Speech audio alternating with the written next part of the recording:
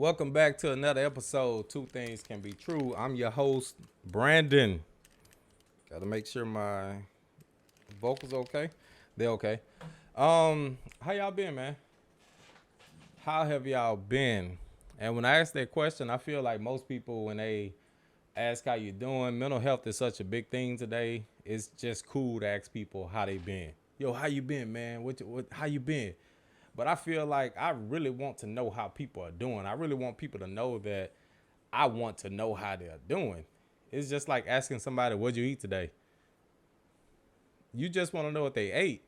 But they could have eaten turkey necks all day, and turkey necks are not good. So when you ask people how they doing, it's just like asking them what they ate today. I could have ate a bunch of turkey necks. That's not good for me. So when I ask people how they doing, I really want to know how you doing on the good side. Because it's only so long you can tell me you ate turkey necks before I say, oh, you don't think you want to try anything better than turkey necks? You don't want to have a salad? You don't want to go try, some Chipotle? You don't want to. It's only so many times you can ask a person how they doing or what they ate, and they give you generic answers. Pretty soon you're gonna want to know some real answers. So when I say how you doing, I really want to know how you doing. Like, what's going on? As for me, I'm frustrated. I ain't even gonna lie to you. I'm frustrated. I've been wanting to get a podcast going for a while.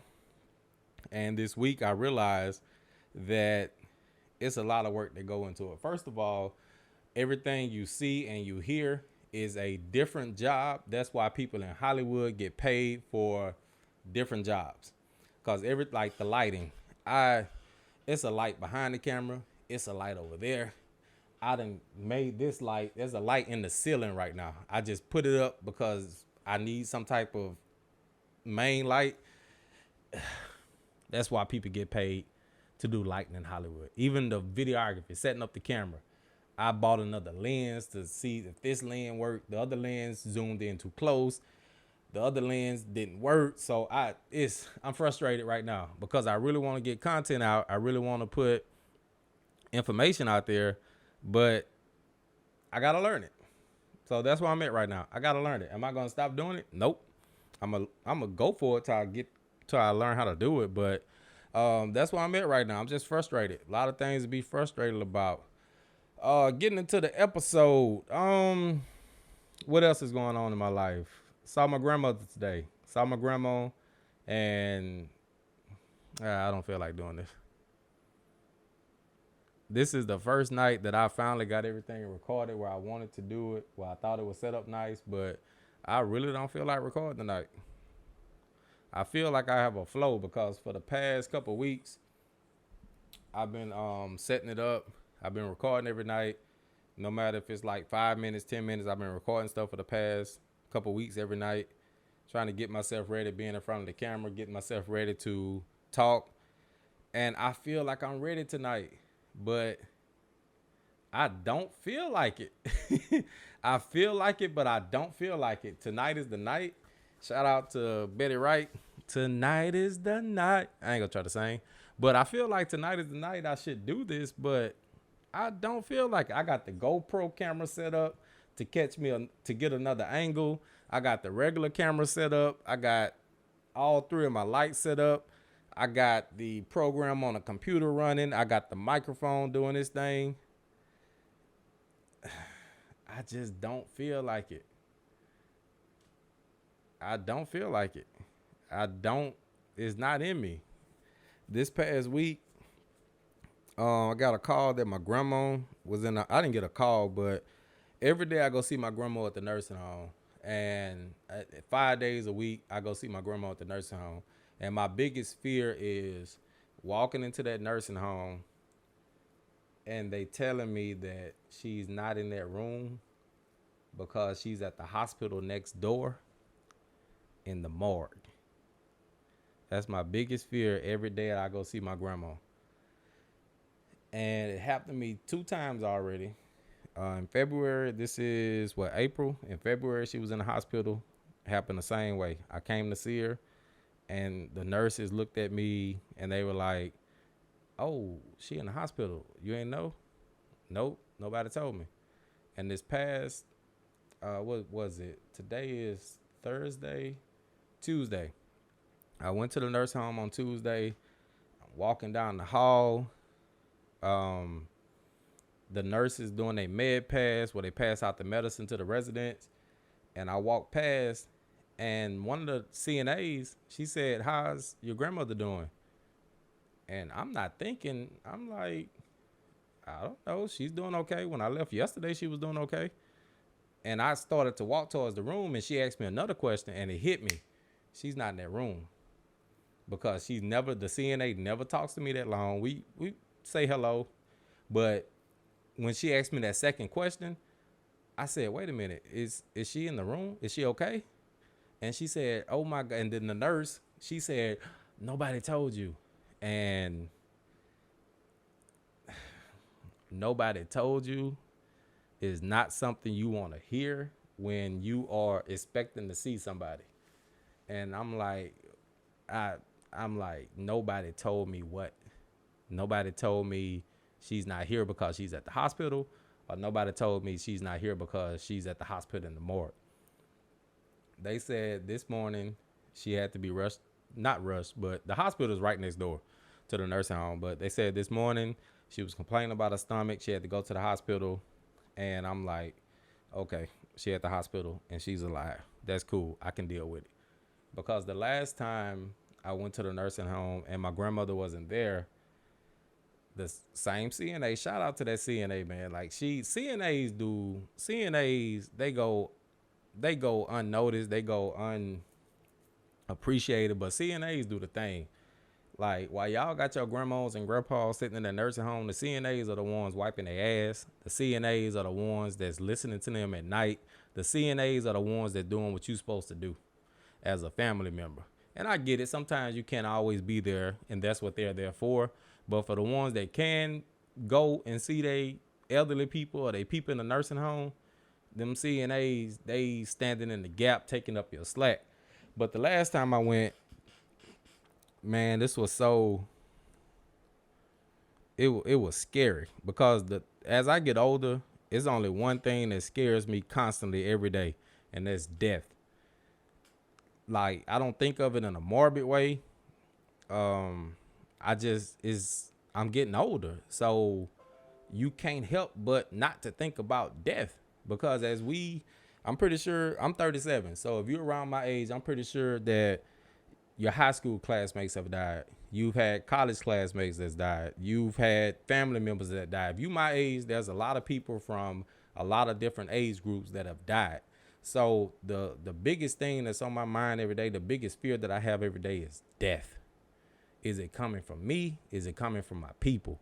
So the last time I went to the nursing home, my grandmother, she went to the hospital, and I didn't find out till the next day. I'm at work like nothing's going on because I'm not on the contact list. You know, my mom and my uncle are. I'm not on the contact list. So I go, and it was kind of the same thing. Oh my God, you don't know. I was like, oh, what's going on? She was like, your grandmother, she had to be taken to the hospital last night. I say, what happened? This woman said about 30 minutes after you left, I came in to put into the bed. We was talking, and the next thing I know, she just slumped over. She said I shook her. I called her name. I got no response. I immediately called out to the nurses station. They came in. They did. I forgot what she said after that. I think she said they did CPR, but once she told me my grandmother slumped over and she was unresponsive, I didn't hear anything she said after that. Went to the hospital. She's at the hospital. I go to the hospital. I get to see her. I stay that night. I stay until she get out. Like, I stay in the hospital till she get out.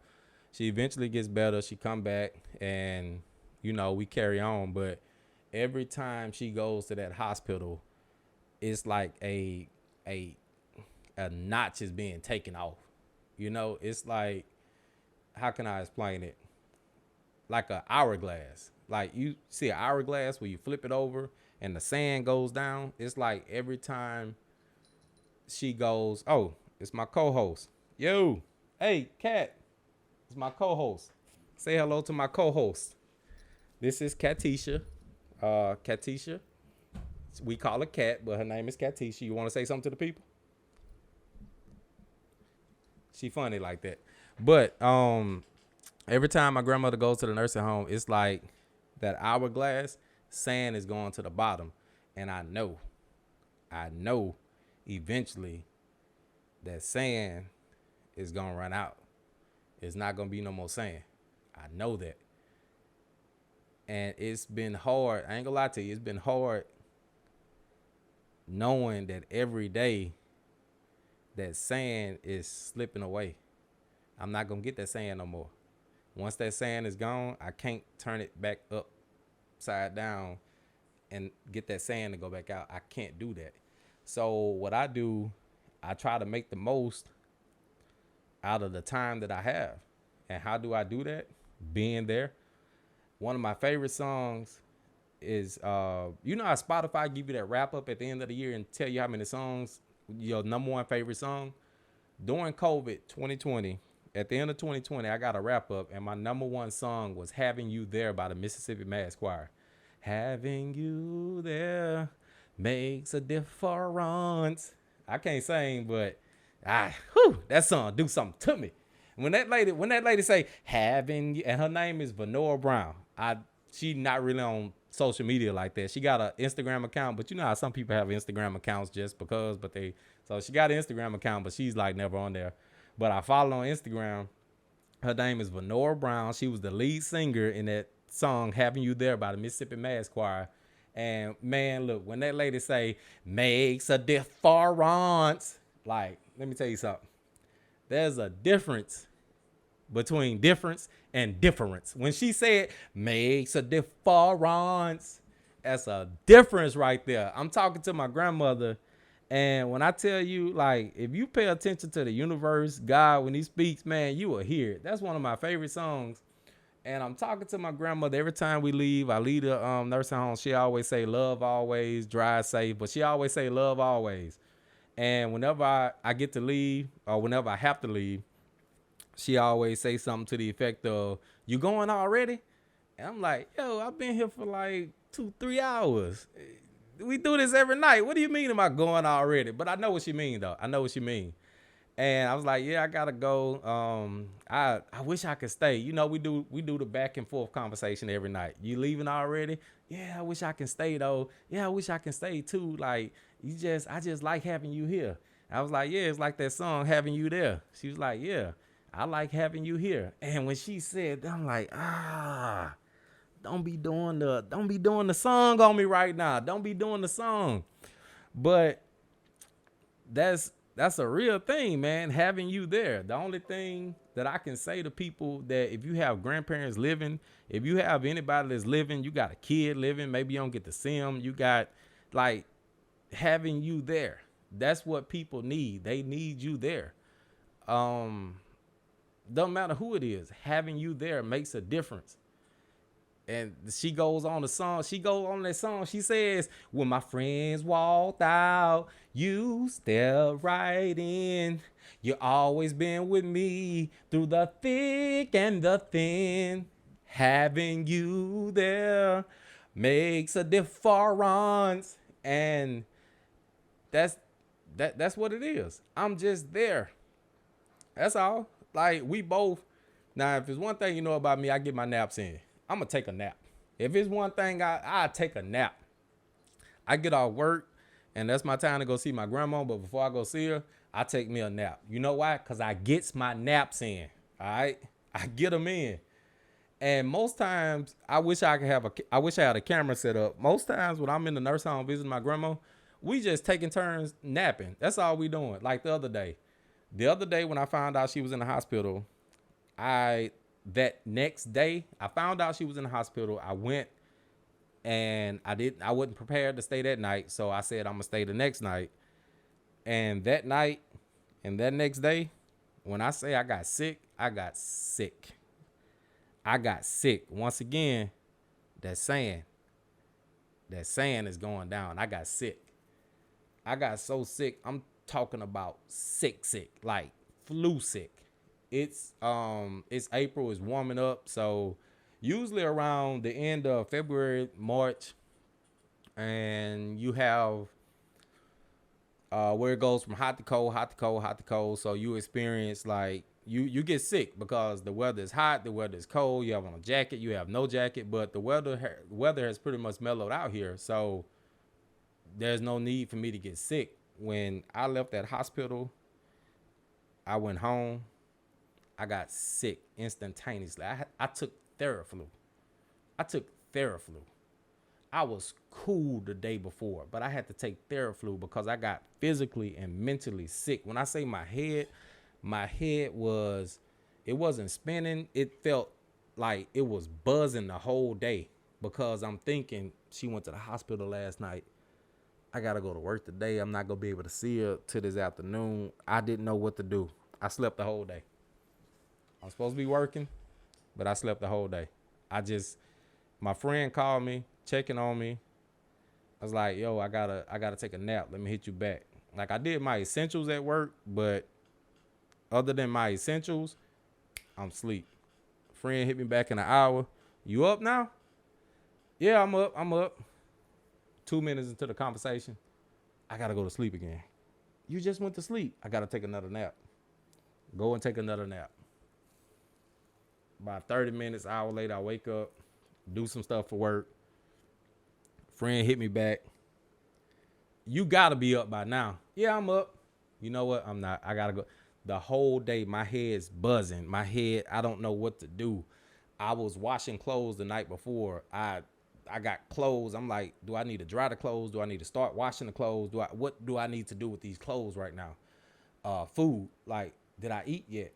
Should I be eating or should I not eat? Like, what? I don't know. Like, when they talk about people, you see these movies and stuff, when they talk about people that blacked out and did stupid stuff,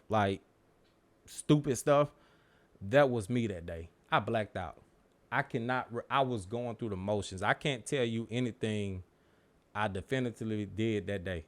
I was dazed. I was going through the motions. I don't remember walking that day. I don't remember talking. Besides my friend, I answer the phone for my friend because everybody, you should all have this one friend that you answer the phone no matter what. We should all have a one friend that no matter what's going on, you gotta let them know where you at in life. It helps them. It helps you.